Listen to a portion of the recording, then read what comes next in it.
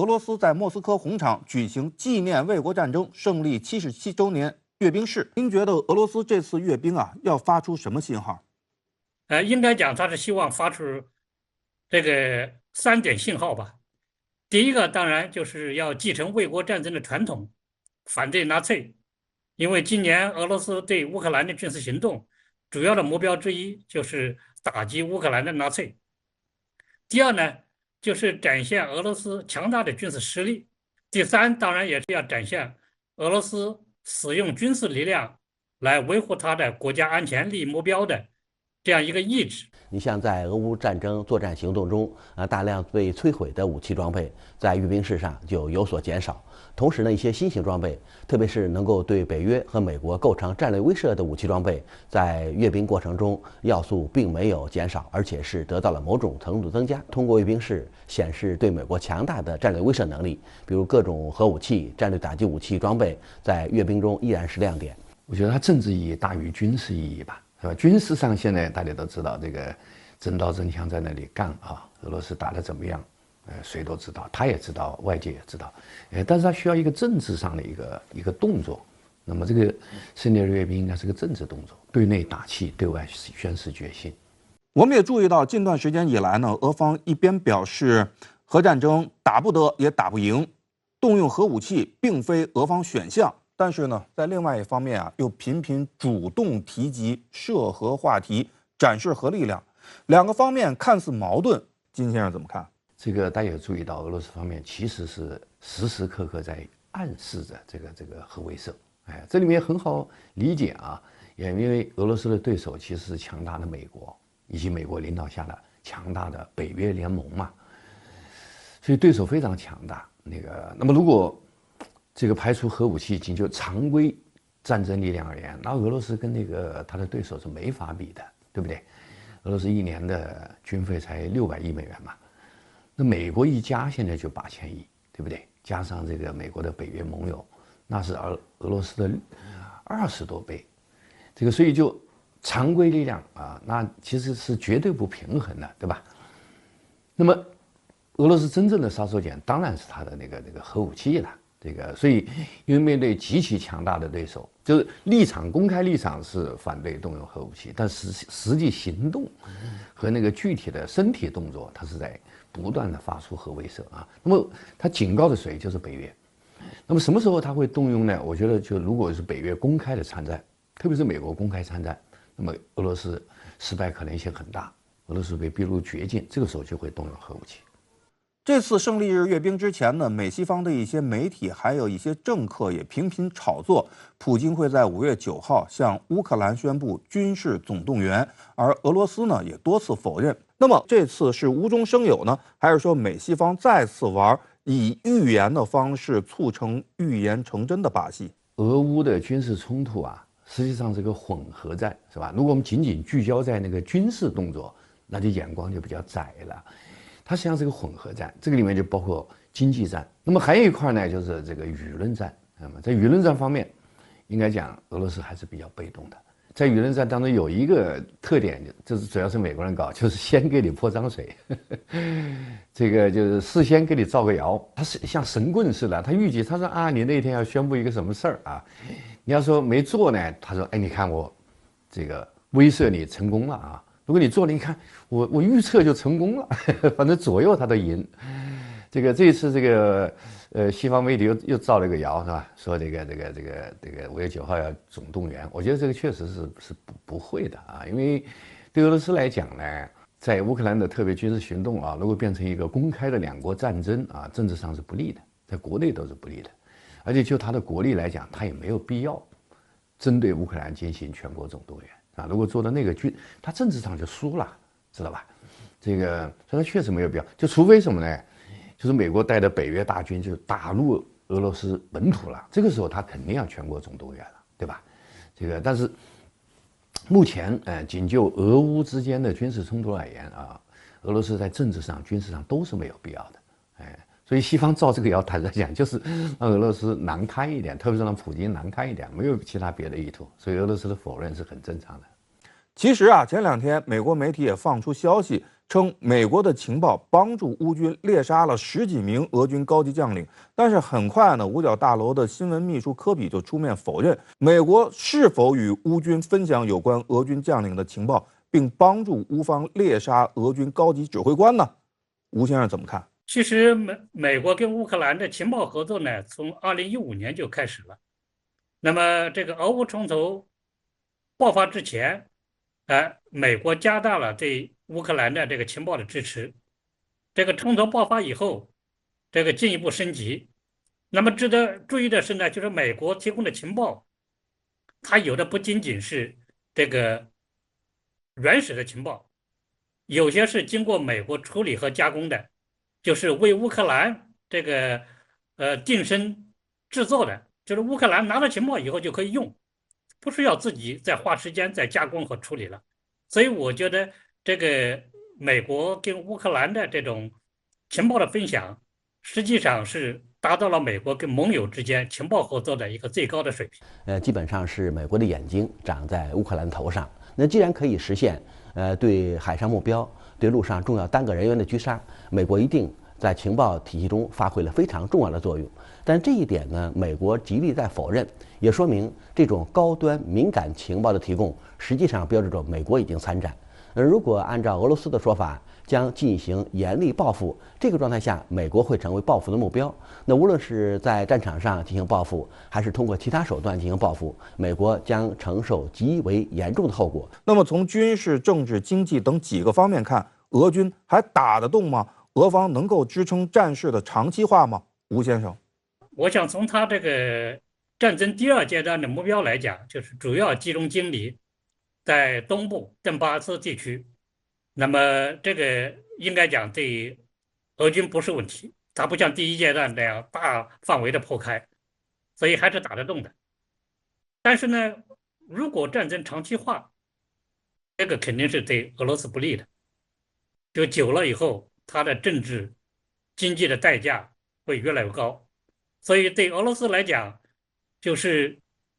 怎么样的这个结束战争，尽快结束战争，可能是他下一阶段要重点考虑的问题。但是要实现这个目标，他有可能先要加大军事行动的力度，升级对乌克兰的军事压力，这样才能够促使乌克兰进行认真的、有意义的谈判。当然，俄罗斯方面还是有些优势，因为毕竟这个战争不在俄罗斯本土啊，是吧？是在乌克兰本土，所以俄罗斯内部呢，现在生产还在进行了啊，所以双方就进入打消耗阶段。那么打消耗阶段呢，肯定有一个重要的节点或者重要的一个关节点吧，就是俄罗斯得想办法切断这个西部乌克兰，通过西部乌克兰啊，这个北约源源不断的军事援助，所以现在俄罗斯肯定也在想办法。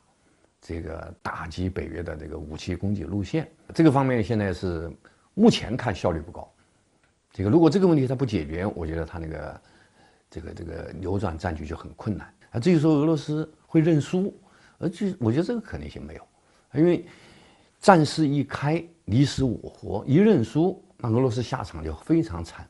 所以我觉得认输呢是可以排除吧。然后俄罗斯直接进攻北约的力量，包括进攻打击美国的卫星，我觉得也排除啊。更多的可能性就是熬啊，就是花很大的代价，这个然后一步一步这个往前攻，然后在乌东地区吃掉乌克兰的主力部队，在南部地区打通从俄罗斯本土啊到敖德萨这个南部通道。我觉得这是最可能出现的情况。在俄乌战火不断的背景之下，近日俄罗斯境内接连发生爆炸起火事件，也引发关注。外界担忧战火向外蔓延，也就是说呢，乌克兰战事有可能外溢。乌方会不会将战火引向俄罗斯境内？金先生怎么看？我估计很多俄罗斯那个大火后面实际上是什么？是乌克兰的游击分队，特种兵进去了，是吧？另外导弹，还有这个直升机低空袭击啊，就是乌克兰已经动用一定程度的军事力量在打击俄罗斯本土的地区，当然是边境地区了，但是大规模的反攻应该可能性没有，因为大家都知道，就装甲力量来讲啊，因为大规模进攻都有强大的装甲部队嘛，就装甲力来讲呢，乌克兰现在还是那远远不如那个俄罗斯，所以基本上还是防守为主。所以近期内就是乌克兰这个进攻俄罗斯本土呢，可能主要表现为就是个别的偷袭行动。乌克兰它对俄罗斯境内进行大规模打击的能力是很有限的，比如说它没有这个空中优势。乌克兰当下它主要考虑的还是防御的问题，就是防御它本土的一些目标。所以我觉得它对俄罗斯境内的一些攻击，那这是一种战术性的，或者是一种姿态性的，这个不会形成一种大规模的这个把战火燃烧到俄罗斯境内的这样一个局面。乌克兰总理什米加尔说呢，在对乌军事援助方面，波兰是仅次于美国的第二合作伙伴。其实啊，在俄乌冲突爆发初期，波兰的态度还是比较消极的。那么后来呢，就变得越来越积极。这种变化背后可能有哪些因素？可能有哪些考虑？吴先生，我觉得这个背后的直接的原因呢有两个，一个当然就是这个西方的大力的推动，特别是美国的推动。第二个呢，就是从战场的形势来看，因为这个俄乌冲突一开始，波兰他吃不准乌克兰能不能顶得住，所以他比较谨慎。但是现在看来呢，他觉得乌克兰顶住了。那么在这种情况下，对波兰的安全最好的办法，就是让乌克兰继续在前面对抗俄罗斯，不能让俄罗斯拿下乌克兰，那样一来，等于波兰就要直接跟俄罗斯这个对抗了。所以在这个意义上，叫唇亡齿寒呢，他宁愿尽一切办法支持乌克兰跟俄罗斯对抗，而不愿意哪一天自己必须冲在第一线对抗。金先生，乌克兰的乱局一旦外溢，再结合欧洲现有的民粹和极右势力，有没有可能引发更大的乱子？很多舆论都注意到，波兰的高级军官就明确讲过：“哎呀，这个乌克兰的西部原来是波兰的呀，他要把它拿回去，是吧？”然后俄罗斯情报部门不是最近也放风啊，说美国和波兰呐合谋啊，要把那个现在乌克兰西部的3个州要拿走嘛。当然现在波兰政府是否认了啊，美国也否认了啊，但这个可能性确实还是存在的。这个我估计呢，要站在这个北约角度，可能他要掂量一下分寸。如果波兰这个时候趁人之危，从背后戳那个乌克兰一刀，那从道义上讲啊，那么这个是对乌克兰非常不利的一个情况，是吧？对北约的形象是不好的。那么从军事角度来讲，当然是很危险的啦，是吧？某种意义上讲，就北约就介入了嘛，因为波兰是这个北约的成员国嘛。就目前看，我觉得可能性并不是很大，但不能排除这个可能性，我们得保持关注吧。所以目前这种举动，标志着今后整个地区的安全形势会发生重大影响和变化。一旦触发了俄罗斯和北约国家直接的正面对撞，那么将会产生极其严重的后果。所以波兰在玩火。一旦出现了正面对撞，那么欧洲、全球将会陷入战火。日前，俄罗斯国防部发表声明表示，俄军在西部飞地加里宁格勒模拟了可携带核弹头的伊斯坎德尔机动弹道导弹系统的电子发射。俄方在该地区模拟核导弹的发射，释放出了什么信号？杜先生，以前俄罗斯针对美国的远程核打击能力天天在演练，但是在加里宁格勒。针对周边国家的核打击能力演练非常罕见。加里宁格勒位置又非常有利，如果在这个点位部署伊斯坎德尔导弹，像波兰，包括其他北约国家都在导弹攻击范围之内，所以这个点位去威慑北约国家，实际上呢可以起到一个遏制效果，也说明俄罗斯如果能够在加里宁格勒进行核能力的部署，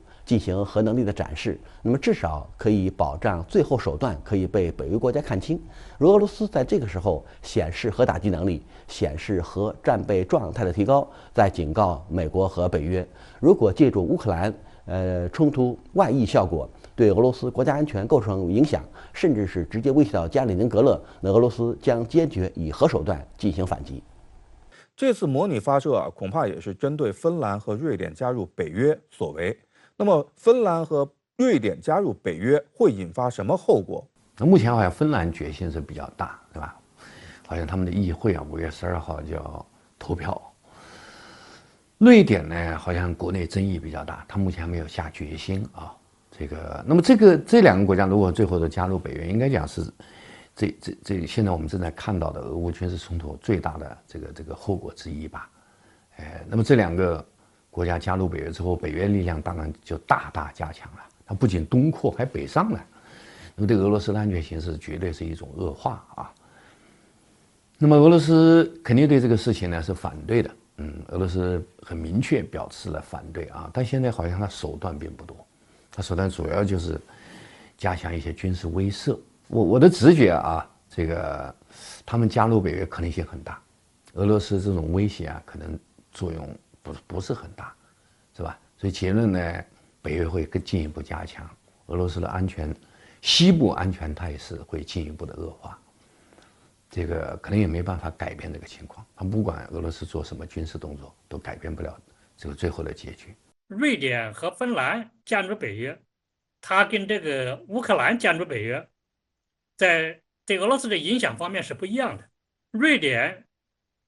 和芬兰不一样，瑞典它本身跟这个俄罗斯就没有接壤，那么这个芬兰呢，虽然来接壤，但相对来讲，它从地缘政治上来讲的这个位置呢，不是那么关键，不是那么重要，所以呢，就是他们加入北约会对俄罗斯构成一定的地缘政治的压力，那么俄罗斯跟这两个国家之间的关系也会紧张化，但是对俄罗斯的国家安全利益来讲，这个不会有什么直接的严重的挑战，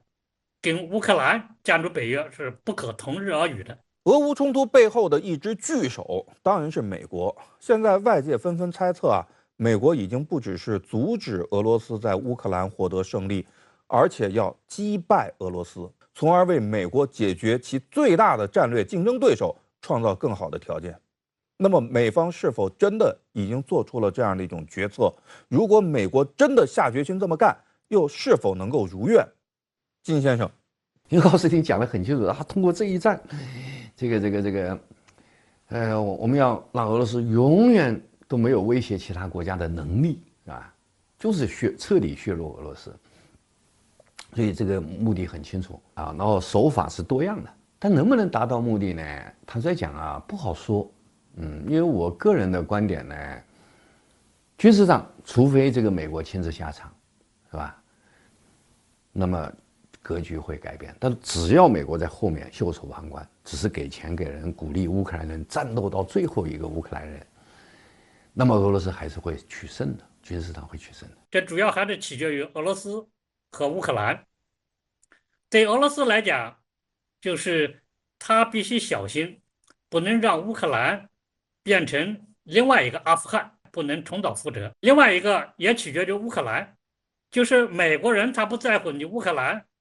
要付出多大代价，但是乌克兰必须在乎。所以不管美国怎么想，我觉得关键就是俄罗斯和乌克兰，他们都要从自己的国家利益来考虑，找到一个坐下来谈判达成协议的办法。双方都不能被美国用来作为实现他的地缘政治目标的一个工具。北京时间周一下午3点，在阅兵总指挥车的缓缓出场中，俄罗斯卫国战争胜利77周年阅兵仪式正式开始。此次阅兵共有1.1万军人，131件军事装备参加。在去年俄罗斯卫国战争胜利76周年阅兵仪式中，则有超1.2万俄军士兵、191件武器和军事技术装备，以及76架飞机接受阅兵。今年这个阅兵规模、装备方面跟去年相比的话，今年呢少了将近1/3了。这个呢规模是比较小的。但是呢，我们就今年的情况来看，俄罗斯呢一方面在进行着特别军事行动，另一方面呢，它依然还是坚持进行胜利日阅兵。那么从这个情况来看呢，它这个规模呢是不算小的，跟往年相比的话，至少呢在方队和梯队方面这个情况呢还是一样的。这呢实际上就是俄罗斯呢在向外界呢展示一种呢实力，更重要的是自信，还是在向呢自己的国民传递一种信心。还有呢，向国外呢传递一种信号，就是俄罗斯绝不屈服。此次在机械化方阵中打头阵的 T-3485坦克，就是二战中苏军的明星利器。在1943至1945年的二战后期 ，T-3485坦克的性能全面压倒当时德国大多数坦克，因此将 T-3485放在机械化方阵首位，也是展示了这场阅兵的传承理念以及俄军的铁血精神。这2年他为了进行了胜利日阅兵实际上在前2年嘛，专门的是从老挝换回来一批呢特34，就是呢展示呢这种历史传承。特34在二战之中呢，为苏军打败呢德国法西斯是立下了汗马功劳的，在世界上也是非常知名。那么他把这样的一款呢二战时期的坦克，现在呢每次进行阅兵的时候打头阵，就是表明呢俄军的实力是非常强的。任何人对俄军进行小看的话，那么都会呢吃大亏的。俄罗斯呢是一支呢铁血部队。除此以外，此次参与阅兵的装甲力量还有 T-72B3M、T-90M、T-114坦克、库尔干人步战车、BMP 系列步战车、台风系列装甲车等。火炮与导弹方阵则由自行火炮 MSTS、战术导弹伊斯坎德尔、龙卷风 G 火箭炮组成。防空导弹系统方阵由 S-400防空导弹等武器装备组成。新型号不多，但是地面装备呢，它有一个特点，就是那个能看到它还是重视火力的。就除了地面的突击力量，就是坦克还有步兵战车这些另外一方面就是火炮。看俄罗斯呢，它依然是展示了大量这种火炮自行的152毫米的榴弹炮，还有呢像火箭炮。那么这些呢，在这次的俄乌冲突中呢，实际上都是发挥了很大的作用。就是炮兵火力是俄军的火力核心。像它自己叫龙卷风 G 嘛，这个实际上呢就是进行改进性火力呢是变得更强。那么像152毫米的自行榴弹炮也是一样的，是进行了升级，整个的火力打击能力也是变得更强。据俄新社消息，在莫斯科红场举行的空中方队收阅部分因天气原因取消，而在此前的阅兵彩排中，俄军专门派出8架米格29歼击机以字母 Z 列队飞过红场上空，以支持俄罗斯特别军事行动的参与者。末日飞机伊尔80和米格31I 也都在彩排中出现。在阅兵式上面，俄罗斯呢取消了空中梯队让人们感觉到很惊异，因为呢，在阅兵式开始的时候，整个莫斯科上空的天气实际上很好的，天也很蓝，云也很白，所以呢，以天气原因呢取消空中梯队呢，显然说不过去。只有一个理由呢可以说过去，那就是俄罗斯现在调门降低了。В декабре прошлого года мы предложили заключить договор о гарантии безопасности. Россия призывала Запад к честному диалогу, к поиску разумных, компромиссных решений, к учету интересов друг друга. Все напрасно. Страны НАТО не захотели нас услышать. А это значит, что на самом деле у них были совершенно другие планы. И мы это видели. В открытую шла подготовка к очередной карательной операции на Донбассе, к вторжению на наши исторические земли, включая Крым. В Киеве заявляли о возможном приобретении ядерного оружия. Блок НАТО начал активное военное освоение прилегающих к нам территорий. 他对西方国家呢，没有进行了特别强硬的谴责，他更多的是强调呢，二战时期，那么反法西斯同盟如何呢去打击纳粹主义，更多的是强调呢，西方国家忘本了，没有和俄罗斯呢去携手呢打击纳粹，这样实际上可以看出来，俄罗斯呢是在降低调门的，他不强调呢这种激烈的对抗，也就是说明俄罗斯呢现在并不是说要升级局势相反呢，它表现出来一种呢比较明显的缓和局势的这种态度。再一个呢，从普京的讲话里可以看出来，俄方的战略目的实际上它是在变小，那么也就意味着局势呢不会像之前人们推测的急剧的升级，之后可能会朝着一种缓和的方向呢去进行发展。当然了，这是俄方的一个态度，接下来就看西方呢如何去接招了。此次红场阅兵，俄方早在4月18日便公布安排，随后还公开4月28日和5月4日在莫斯科红场阅兵夜间彩排以及5月7日总彩排的画面。实际上，自4月底以来，西方媒体不断渲染俄罗斯打算在5月9日升级特别军事行动，向乌克兰正式宣战的传言。That I would not be surprised, I don't have any information about this, that he is probably going to declare on this May Day. 对于西方的大肆渲染，俄总统新闻秘书佩斯科夫5月4日回应称是无稽之谈。与其揣测莫斯科是否会在一个具有象征意义的日子进行某项重大宣誓，西方或许更应该关注自己能为俄乌冲突降温做点什么，而不是持续拱火。他认为呢，这个现在还不够严重。而且呢，大家还可以看到，就是跳得最欢的就是英国。那这次呢，这个事儿啊，也是呢，英国最早呢是跳起来的。那英国为什么要去这么做呢？就是一方面，英国现在和俄罗斯的关系这几年就不太好，所以啊，英国现在是充分发挥呢自己离岸制衡的传统的外交政策的特点，让欧盟和俄罗斯去持续的这种消耗。当地时间7日，俄罗斯军事记者称，一支举着白旗的武装队伍从马里乌波尔亚速钢铁厂内部抵达了位于厂区的平民疏散集结点。俄罗斯军队代表已前往该地点与其交流。据俄记者报道，这是俄军与亚速钢铁厂守军首次进行面对面接触。这个地方呢，你不拿下，你就不能说你完全控制了马里乌波尔，因为呢，这个地方呢还有人在战斗，那就等于是。没有完美收官嘛，再加上呢，俄罗斯所说的去纳粹化，那么现在在亚速钢铁厂的很大一部分还是亚速营嘛，那就是他说的纳粹分子嘛。那你把这些人你都没有消灭掉，或者是没有逼迫他们投降，还让最后他们如果是跑掉的话，那你这个去纳粹化怎么谈呀？所以呢，这就成了一个象征意义的，这个亚速钢铁厂呢，它就必须得解决，时间早晚它都得解决。俄罗斯国防部当地时间7日晚发布公告称，持续3天的亚速钢铁厂疏散平民人道主义行动7日已经结束。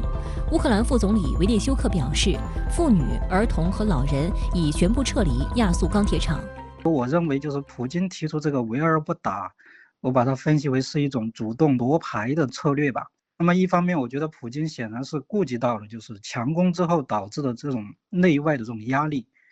那么既有这个俄军损失这种国内的压力更有平民死伤导致这个国际的压力，尤其是防止出现西方再次利用类似于这个前期在基辅周边的这个所谓的布恰事件。那么另一方面，俄方有意借此吸引更多的这个国际舆论对这个亚速这个钢铁厂的关注。那么这可以一定程度上是减少西方对俄罗斯正在推进的这个第2阶段军事行动部署的这个舆论的一个聚焦。另据俄罗斯卫星通讯社5月4日报道，当天俄罗斯国防部长绍伊古在莫斯科主持召开视频会议。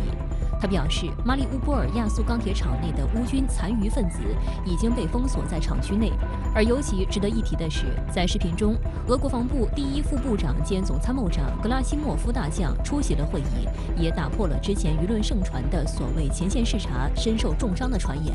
事实已经证明了，就是俄总参谋长遇袭它是一个假新闻。那么西方之所以这个聚焦这位俄罗斯的军方高级领导人，我觉得显然是非常的担心俄乌可能即将在顿巴斯地区的这个决战。那么这个关键时刻，那么西方的舆论信息战必须是轮番上阵的。实际上，我觉得也是反映出了西方媒体的这种焦虑的这种心态吧。对战胜俄罗斯，实际上它还是缺乏一个充分的这种信心的。事实上，虽然在一定程度上，所谓击毙、重伤俄军高级将领，大多数是乌克兰策划的舆论战。但值得注意的是，随着俄乌局势越来越激烈，在西方对乌军的支援下，俄方承认的人员伤亡也依然不小，其中包括俄军第41集团军和第8集团军的副司令，以及黑海舰队的副司令。近日，就有美国媒体证实，美国 AI 技术公司正在帮乌军免费提供了人脸识别技术，并且开放了自己的数据库。如此一来，乌克兰方面可以从人群中找到俄军的间谍，确认俄军人员的身份、阵亡人员的信息等等。更令人毛骨悚然的是，据报道，乌军方甚至还将部分俄军方阵亡士兵的遗体照片发送给其家人，大打心理战。日前，更有多家美国媒体爆料，正是美国向乌克兰提供的位置情报，帮助乌克兰击沉了俄罗斯黑海舰队旗舰莫斯科号导弹巡洋舰。美国《纽约时报》称，在被乌克兰军队打死的10几名俄罗斯将军中，许多是在美情报部门帮助下被锁定为目标的，但遭到美国官方的极力撇清。美国防部发言人科比指出，美国向乌克兰提供了情报支持，但不提供有关高级军事领导人在战场上位置的情报，也不参与乌克兰军方的目标决定。对此，俄罗斯总统新闻秘书佩斯科夫就表示，美国等西方国家和北约持续向乌克兰提供情报和武器，不会阻碍俄罗斯达成对乌军事行动的既定目标。他还表示，俄罗斯军方早就清楚美国、英国和北约正持续向乌克兰提供情报和武器。俄罗斯官方实际上它并没有为第2阶段设置这个明确的这个结束的这个时间表。那么据这个目前的这种观察来看，就是第2阶段的俄罗斯这个大规模地面军事行动确实是这个放慢了。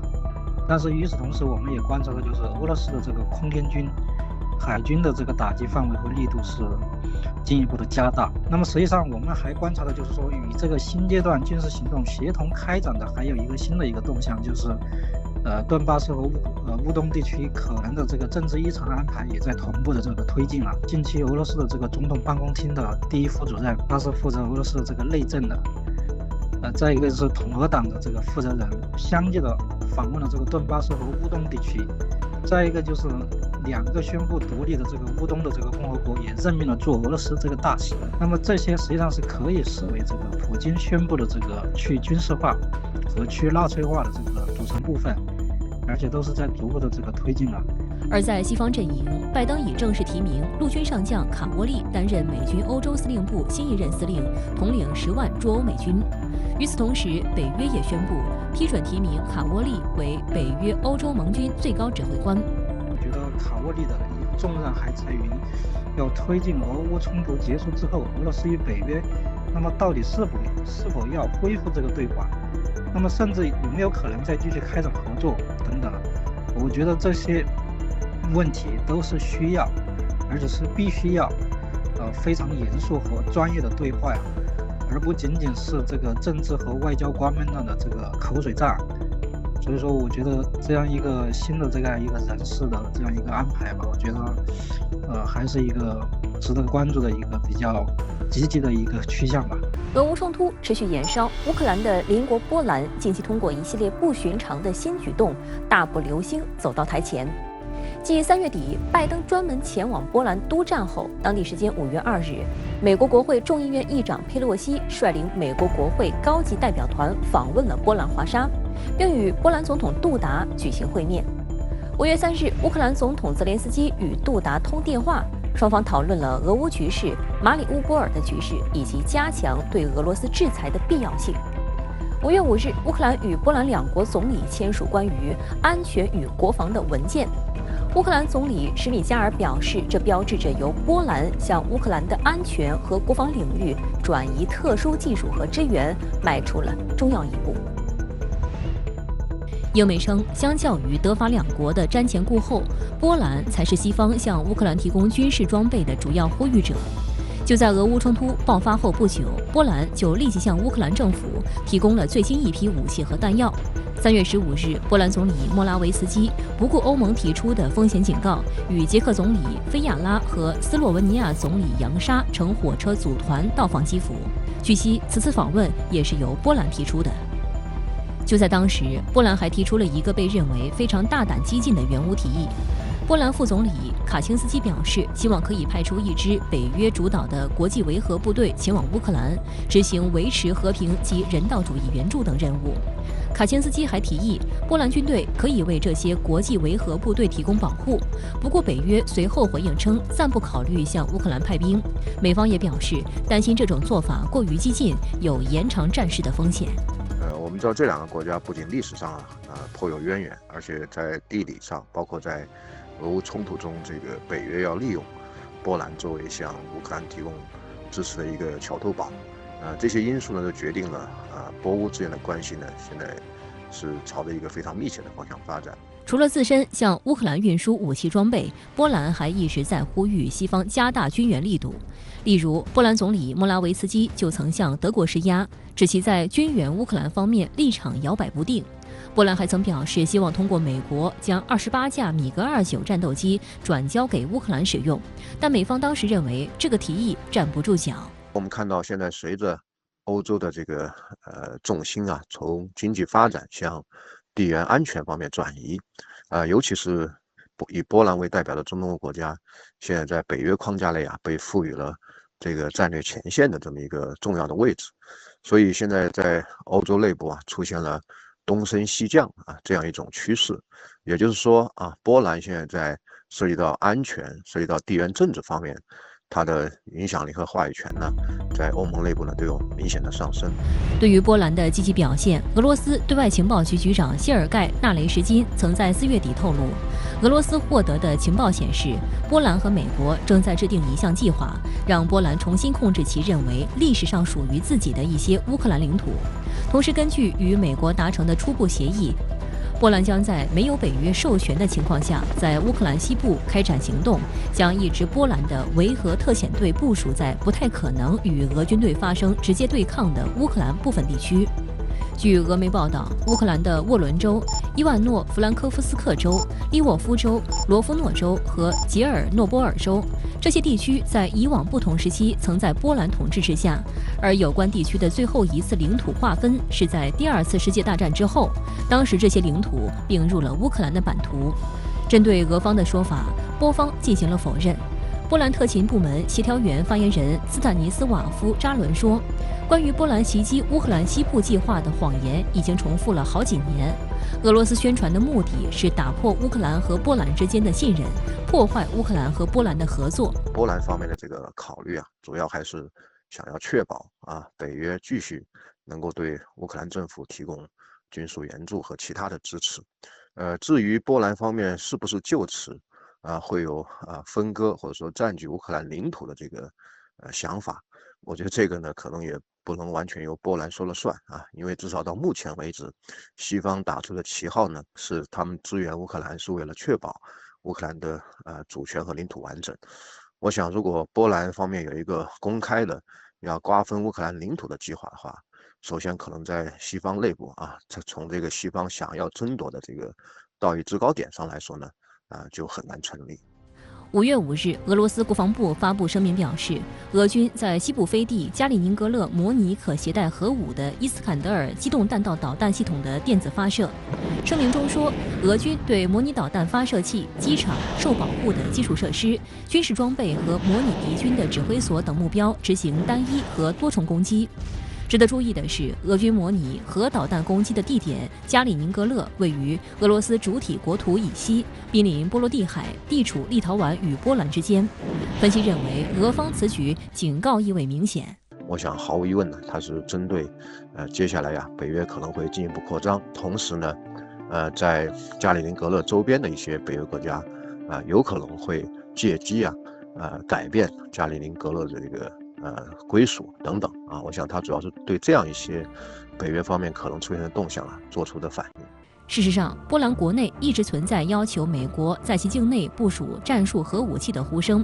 美国国内也有人提出将部署在土耳其或德国境内的 B61航空核弹转移至东欧的北约成员国。